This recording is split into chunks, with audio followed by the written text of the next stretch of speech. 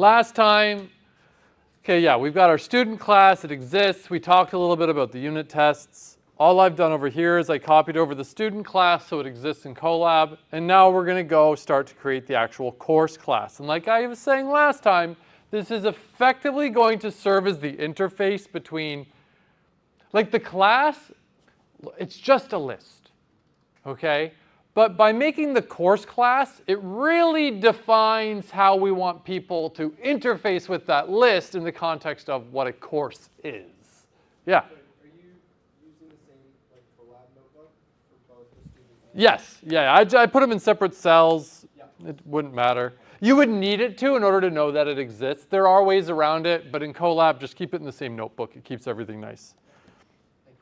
All right, so like we said last time, we'll have a constructor. We want a way to add students to a course, remove students from a course, get at the size of the course, like number of students in it, check if a student exists in a course, and a repr, right? Why no EQ? We could define equality for a course, but often defining what equality means for collections like this is pretty hairy, so we're not going to deal with it right now. So to start, here is the start of my course class. Let's get rid of the doc strings for brevity. There. Now, I said this last time, I'm going to drill this point home. You will notice that this constructor only has one argument that it takes, one parameter, okay? It's expecting one argument. But there's two attribute. What gives? I've been saying this, I'm going to say it again. What these are and what these are, the attributes and what the arguments are independent. They could be connected, but there does not need to be a one-to-one mapping. And I say this because every year on the test, people start adding weird things to this in order to like match the number of arguments. That's not a requirement. So what is this constructor taking and how we would use it and what's the whole point? Well, this constructor takes a name, right? So like computers, like CSCI 161, let's say, or maybe like Introduction to Programming or whatever we want to call it. And then the class has an attribute, course name, and it's just whatever the course name is. So it'll know what its name is, but it'll also have a list of students. It starts as an empty list. When you create a new course, how many students are in it? None, an empty list, right? I didn't need to give an argument to be like, oh, have it make it an empty list. Well, whenever you make a new one, it should be empty. Think about it in the same way. Obviously, when we go and we make a list in Python, we do it a little bit differently, but the same idea in general of when you create a new empty list, did you go set its size to 0? No, it just knew. A new empty list has a size of 0. I didn't need to explicitly pass that as an argument to anything. You will also notice this funny underscore in front of the student attribute. This is a new idea that we haven't really covered yet, and I'll get to that in 1 second.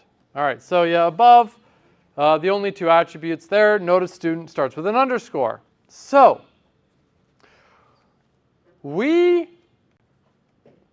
I'm not thinking about what Python would allow me to do.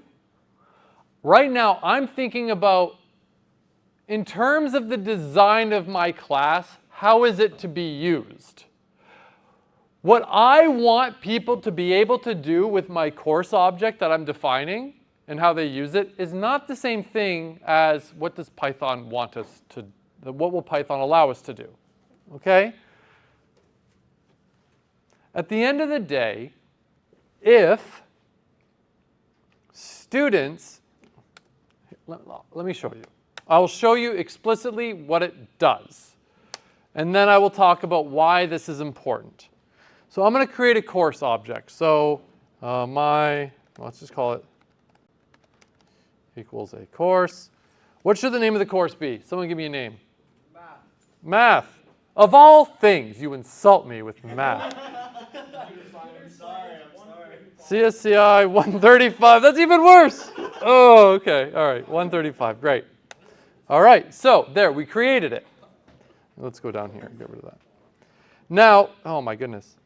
Like before, if I want to get like the course name from it, I could just access the attribute, print course a dot course name.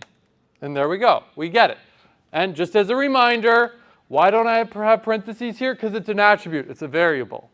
Parentheses are like functions, methods. No attribute, no parentheses, that's like attribute variable, okay? So there we go, we can access it. I can also say, nope, students. And I get it, it's an empty list. But by doing this, I could go and say like course A dot students, which is a list, dot append hello, right? Why does this not work? Come on. There, right? So what I've done, I've created the course, I'm accessing the students list, and I'm appending to that list the string hello. Now, I really don't want to be able to do this.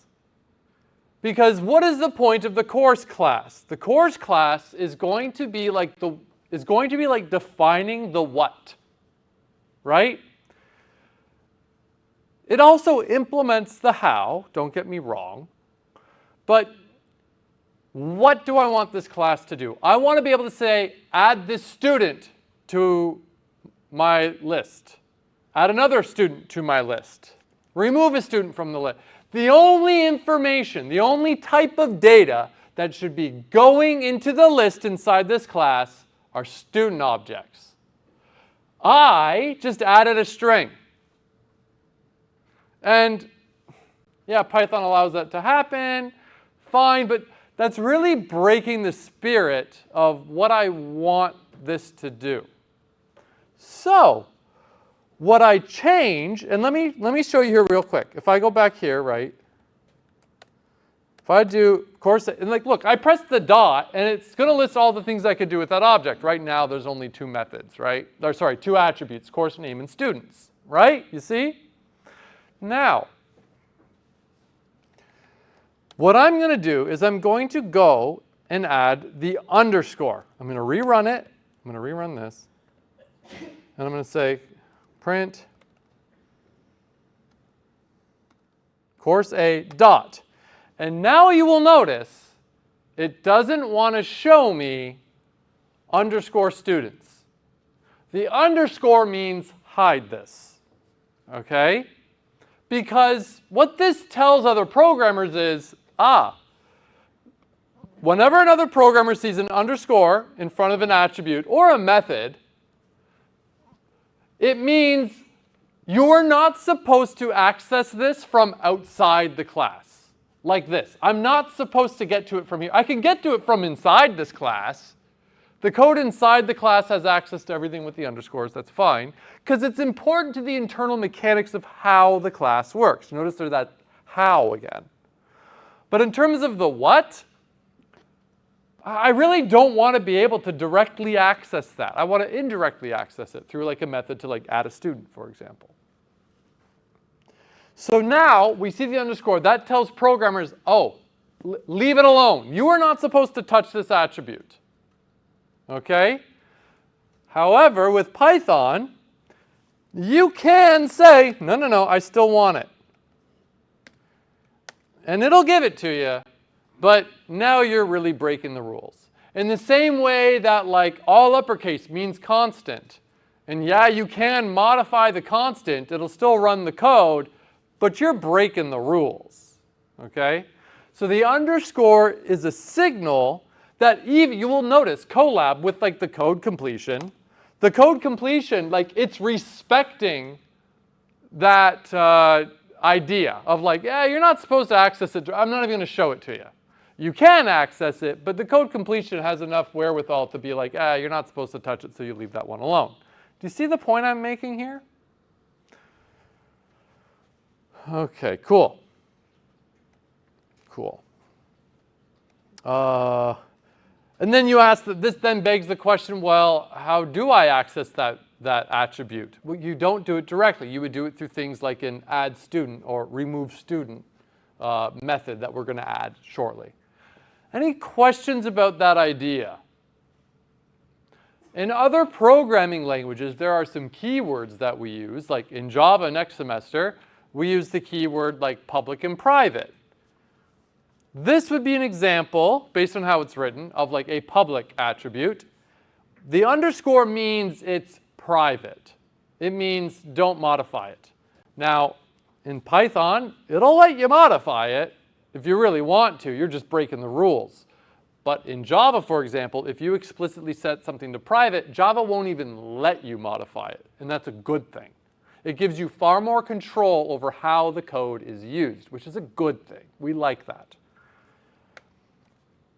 So that's what the underscore means. And we could be using this we could go back to the other classes we've written and start adding underscores. Yeah, it's entirely reasonable, fine. All right, so yeah, we don't really want to access, let me just finish what I was going to say. We don't really want to access the list of student objects directly. Instead, to give us more control over how the list is used, we want to add and remove students through methods we write in the class.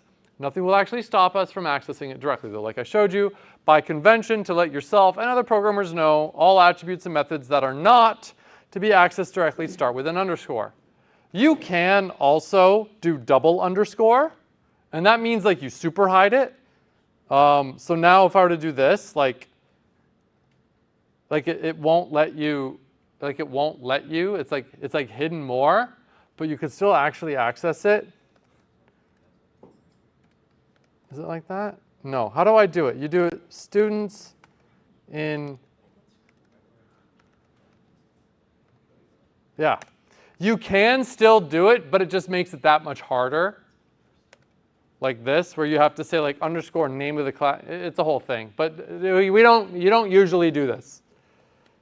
But FYI. So yeah, again, any questions about what we just said there? All right. So let's get, let's add a size method to the class. Whoops.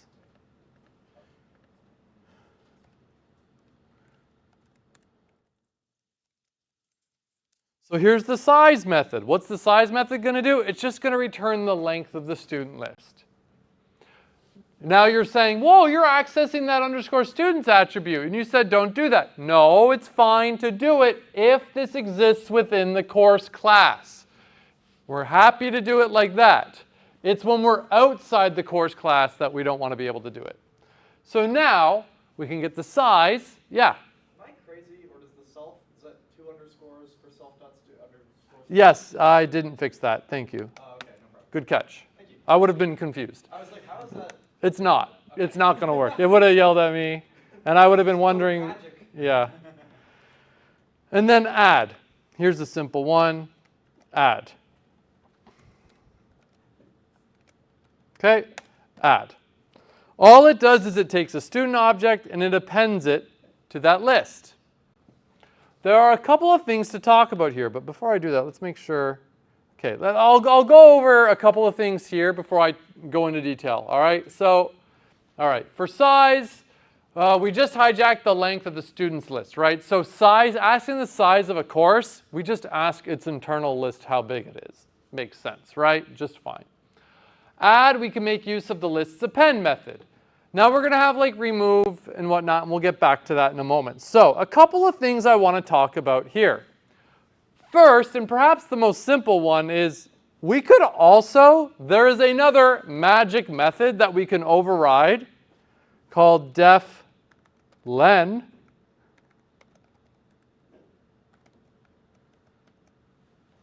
I guess it returns an int. And return len of there.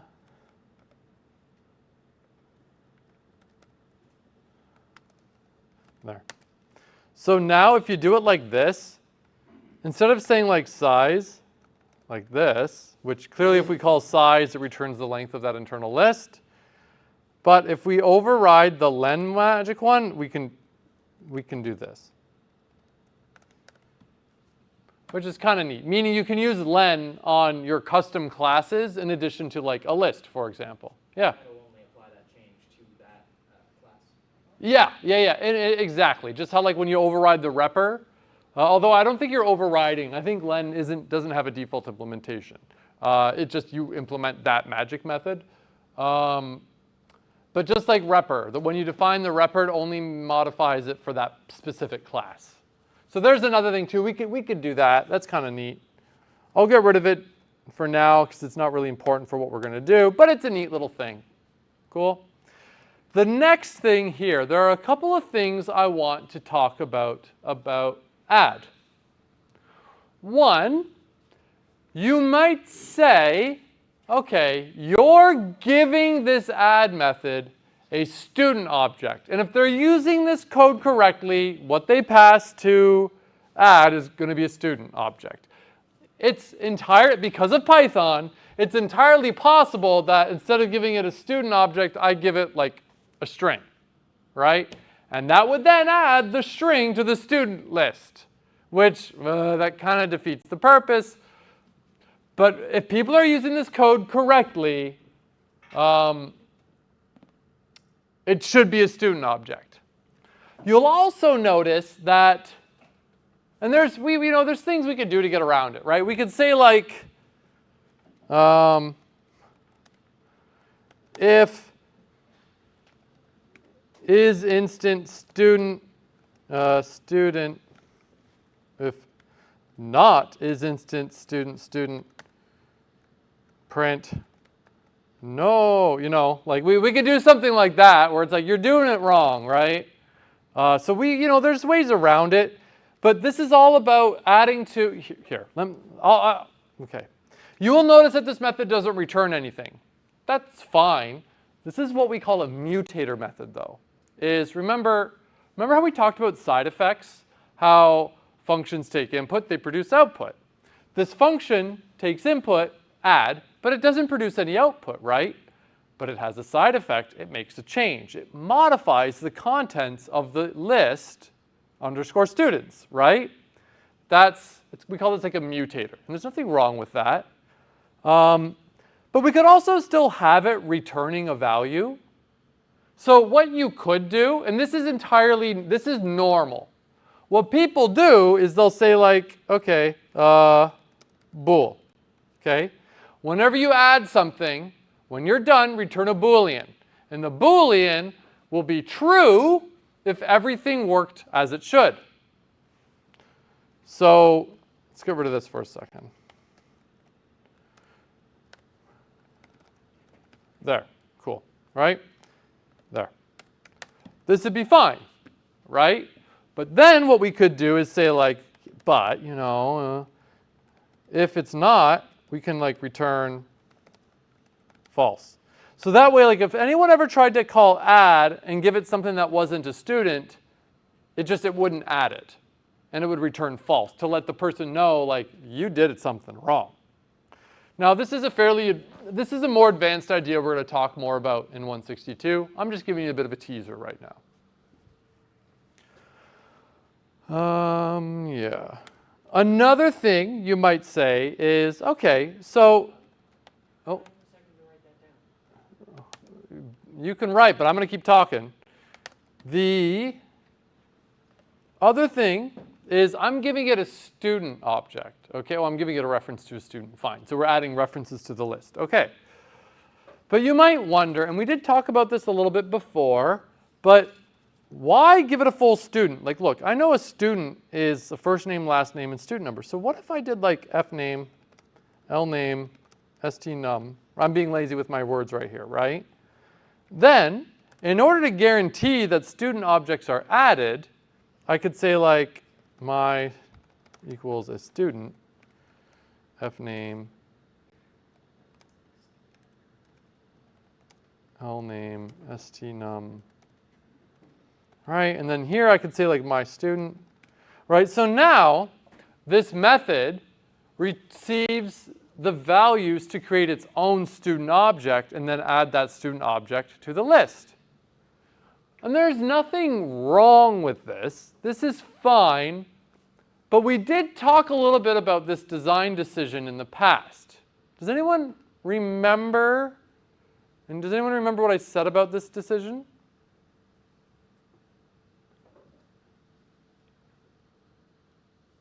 The problem here is this is a course class. Obviously, the student object and the course object, what they are is like inextricably interconnected, right? Like the course is a list of students, fine, right? It is.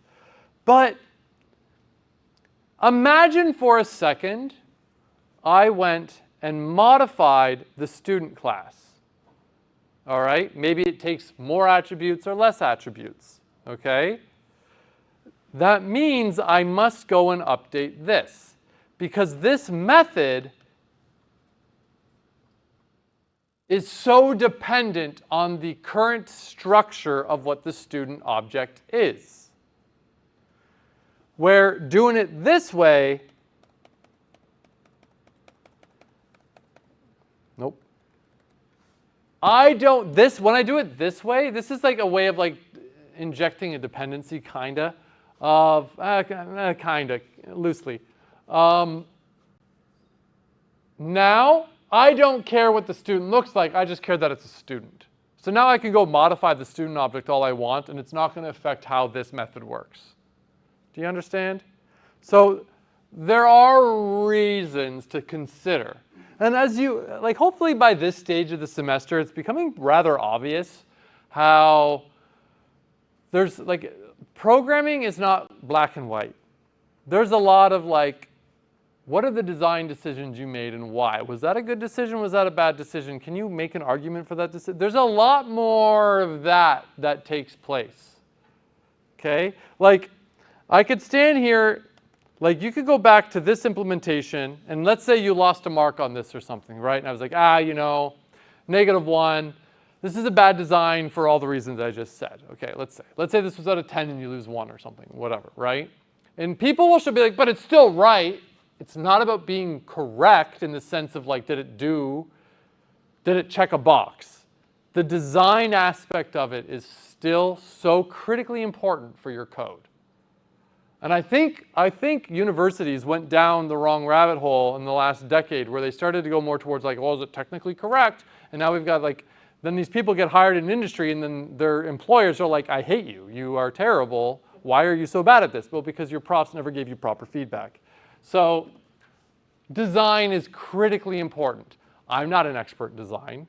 I'm not a software engineer, but there are things we can do to just be a little bit more intentional with our design of our code that is very important.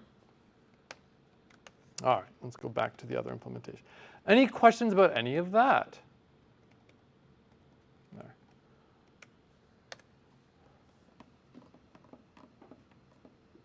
Cool. All right. Oh yeah, this probably won't work anymore. Yeah, len is not defined because I changed it.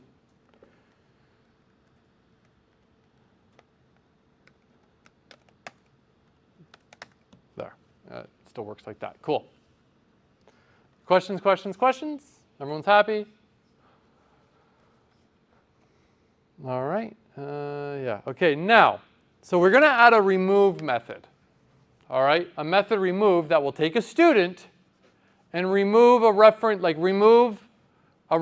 to the student that is equivalent to the one that I want to remove. All right, seems reasonable. So yeah, the idea is remove will check if a course contains a specific student. But also, we're going to have a method called contains that's going to check if a student exists within a course. You might now realize, wait, there's some duplicate code there. One method does a search to see if a student exists, and if it does, it removes it. The other one checks to see if a student exists, and then lets you know if it does or not. That's the same thing. It's a linear search, right? Both are going to have to do a linear search. And what do we do when we have like reused code? We use functions or methods all the time, right? That's what we want. Now, we're going to add a helper method called find, but you will notice it begins with an underscore. Just like underscore student, where the underscore signifies to the programmer that that student attribute, you're to leave it alone. Don't access it outside the class. The same idea with find. If the method begins with an underscore, it means just leave it alone. So we can do def find. Oops. And I believe this one returns an int, an index. Okay? Yeah, so like the attribute student, the method find is not really intended to be used outside of the class, but it is important for the internal mechanics and how the class itself works. So what we'll do is we'll have find perform the linear search. If it finds the value, it returns the index of the first occurrence of that student. So I guess for simplicity, our remove function, if we have like 20 duplicates of a single student in the class and we call remove on that student, it's only going to remove the first instance of it, just for simplicity. That's a common thing to do. So find will do the linear search. If the student exists, it'll return the index of that student. If it doesn't exist, we will return -1. And remember, -1 is commonly like a sentinel value. We talked about that before, right? Sentinel values. It's a value that like, okay, -1, why -1? Well, the index -1 doesn't exist. So if I ever get an index that doesn't exist, it wasn't there. Okay, and by the way, and I know we talked about this before, but I'll say it again. If you're in here saying like -1 exists, it means the last thing, right? It doesn't really exist. -1 is just syntactic sugar for length of the whole list -1, right? So when you type -1, it's not, there's no index -1, okay? Just remember that. Yeah. So here's our find.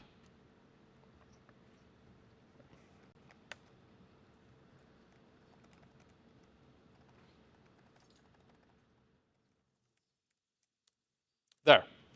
You will see, so, all right, what's going on here? Oops, that's better. We've got find, it takes a student object, and it's going to return an integer. So for I, S, and enumerate the students. Okay, we're using enumerate, so we have the index and the current student. S, I'm just using for the current student. If S equals the student I'm looking for, if the current thing is equal to the thing I'm looking for, I found it. And if I find it, return that index. Done. We don't need to keep looking, we found it. If it's not, well, we keep going, and if we ever finish this loop, that means we looked at everything. And the only way we could ever finish this loop is if we never returned an index, meaning it wasn't there. And if it's not there, return -1. Okay? Yeah? Happy? Sad? Cool. When you see this here, what is this checking right here? Little quiz time. What is that checking? It's not a trick question. If they're this, well, nailed it. Why? Well, how do we know? Because, if you remember, we define this, where we define what it means for two student objects to be equals. If I never wrote this, sameness would be what it's checking, right? Which wouldn't be overly helpful in this particular case, because whatever. But, and if you're like, wait, you're not calling EQ, you used equals. That's how we call EQ, right? That's the magic of it, right? So this is going and using the student classes equals. And then if you say, how did it know to use the student classes equals and not some other class? Well, because when you call equals on this object of this type, I mean, if somehow you had really dirty data where this was like somehow a string got into here where it shouldn't have, it would call the strings equals, I guess. But it calls the equals on whatever type that is. Maybe it's that one. One of the two, whichever one. I'm not sure what order it is. I assume the one on the left, but I don't actually know. Cool. Any questions about that find? I think we talked about this before, but sometimes you'll see things like,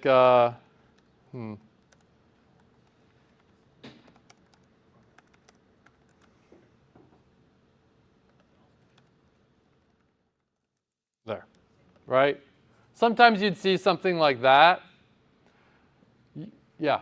What exactly does enumerate do in that situation? Enumerate is, this is a list of students.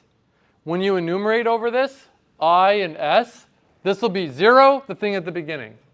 1, the thing at the, so you get the index and the thing. which is nice because often you kind of want those two pieces of information. Sometimes you don't need them. Sometimes you do. Yeah. But here's an example of the case of using a constant, not found. You might be like, why do that? Well, not found is a little bit more obvious than -1. However, I'm pretty sure every programmer who's reasonably experienced would see a -1 in this context and be like, it's a sentinel value. That means not found. But there's never a good argument for not being more clear, so just be more clear. So there you go, using a constant like that. Great. And wait, where was that defined? I threw it up here, right? I could have done negative blah, blah, blah, blah, blah. Great, cool, whatever. It's not going to make a difference, right? Because then later you can be like, well, here, you'll see in a moment what I mean. So there's the find. So let's go now and do contains.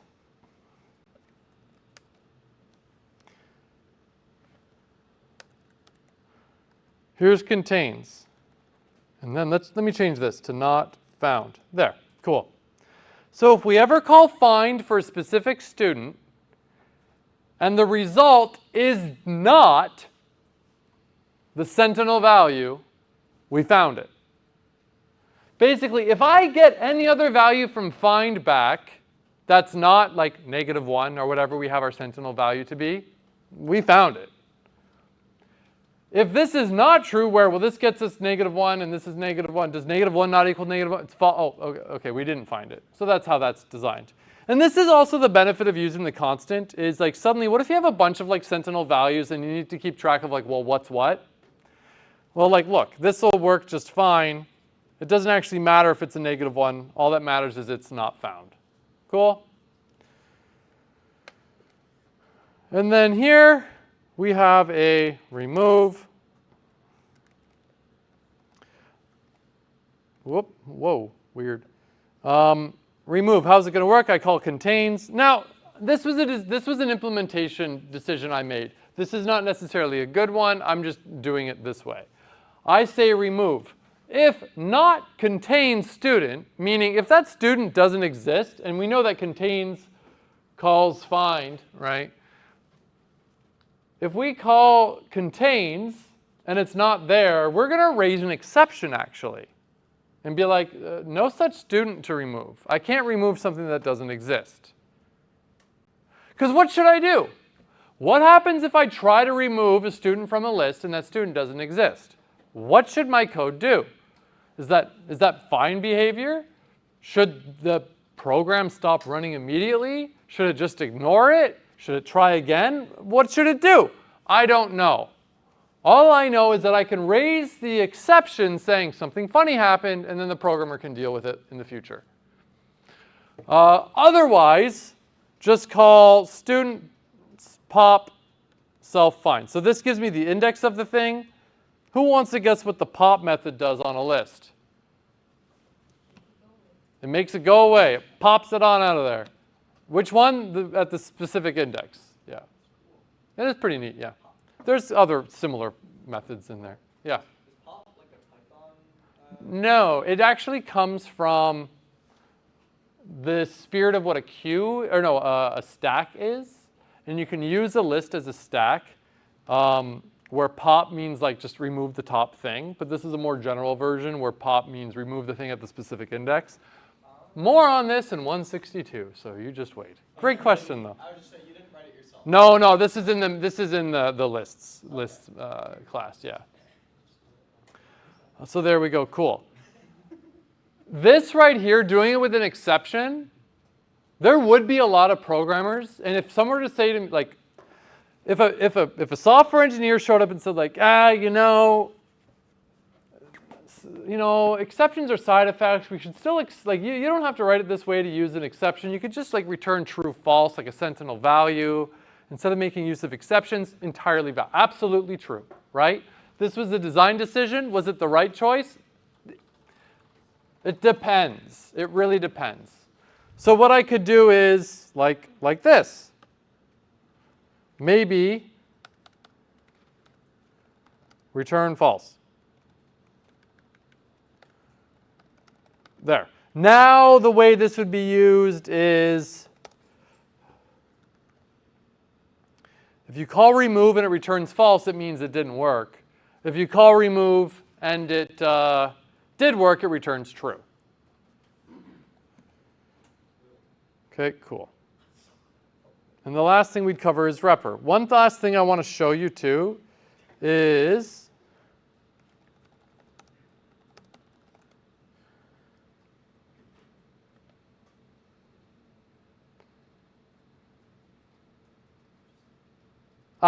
so it's actually very common. There's a word for this too. I can't quite remember what it is, but it's very common for data structures to actually have two versions of the same method. One, which will raise an exception if it didn't work the way you expected, and one that'll like return a Boolean true false. So basically covering both cases I just talked about. And why? Depends on what you want. But for example, discard an element is remove the specified element from the set if it's present. Unlike remove, it does not raise an exception. Exception removes it element, otherwise it returns an error. So it actually has both versions, different names. And why would you use one over the other? Big, it depends. There's a lot of cases for one over the other. Cool. We need to do an activity. I'm going to be super nice, but I'm going to not record it so everyone who's not here can't get mad about it.